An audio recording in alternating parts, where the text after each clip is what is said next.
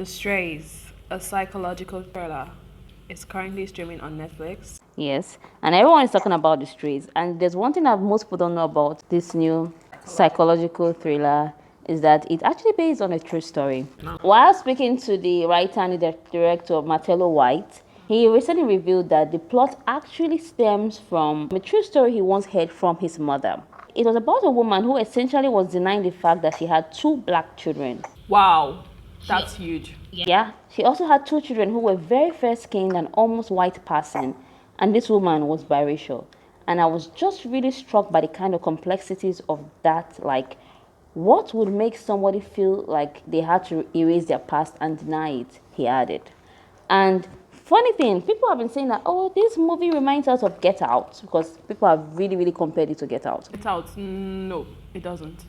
It doesn't remind me of Get Out, but people have said that, oh, it reminded him of Get Out. And 40-year-old writer and director also revealed that the first time he heard this true story was the same year that he saw Get Out. So how ironic is that? I don't see any element of Get Out in this, maybe just the TV. And even the TV stuff is not even as old as the one in Get Out. So I think it's just a psychological thriller that's about identity as well. Maybe that's why people are talking about it, that like it's Get Out, but it's not really Get Out for me. Because I remember how I felt after watching Get Out, and The Straits did not do that for me. Well, hello and welcome back to our channel. My name is Bukky. And I am a Nifume. The Stray is about a woman named Neve, and she is a light-skinned black woman. She's basically biracial.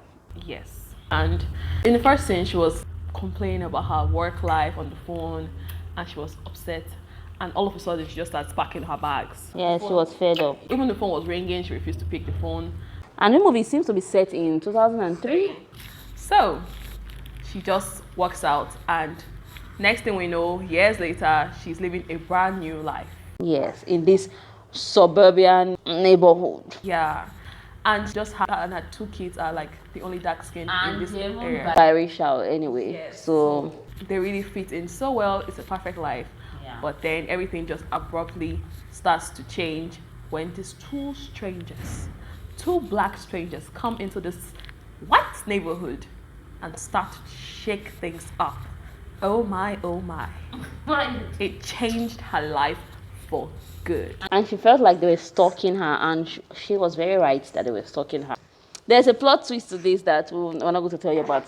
Until the very end of this video where we'll be doing the ending explained. So stick around for that. Yeah. So what do you think about the character Neve? For me, Neve, I can understand where Neve is coming from. Because I know about white passing, and I know about the struggles that biracial people go through, because they don't really know where they fit in most of the time. And Neve actually pressed a reset in her life because she was counted out by society. She just wanted more. She wanted something different. Spoiler alert, it was even that she left her other black children and she decided to start a brand new life and act like nothing ever happened in her past. No. And she kind of had a dislike for black people. Yes, and that because she was paranoid for her kind. So that was really weird.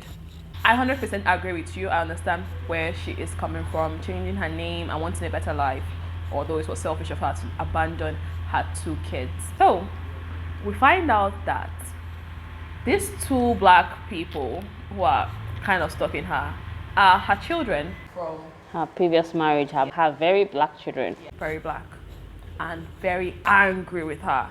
She even tries to pay them off so she can continue living her very perfect life. But children are very angry. It's the daughter's birthday. She doesn't even remember her daughter's birthday. She must have, but she just talked everything away. It's a mental thing, like, oh, okay, these people are not good enough, and I broke out, like, I got better, I am living this perfect life and all that. So it's a mental thing. Doesn't mean she doesn't love the other children. It's just that she chose herself, and she's battling with her identity. So. And these two angry children, they came and they said, okay, you're going to be our mother. If you try to erase us in the past, we came back, you tried to send us back to London again. So they said, oh, it's even the young's birthday, so they wanted to celebrate the birthday with the extended family. They called this section of the movie Family Reunion. Yeah. And they just really caused mayhem in their house. Yeah. They left the tap running. I was so stressed with that tap throughout everything. It was stressing me out, like, please turn off the tap. This is not necessary. Will you not be cold? Even though you want to torture them or anything, you're going to get cold too. And the worst part of this scene is that it hurts me so much that Ian was hurt and they was caught in a entire crossfire. Yeah, because he was... Even the kids, Yes, the biracial kids. When they came into the house, I was like, these people are so innocent. They don't even deserve this. Marry your mother and go and shoot her and do anything you want to do to her. But leave these 3 innocent people alone. Ian was killed because they took him upstairs to go and lift weights that are heavier than he can carry. So that just killed him. Then after that, Uber Eats delivered food. this very traumatized woman who have not yet handled her personality, so that we see her leave the house.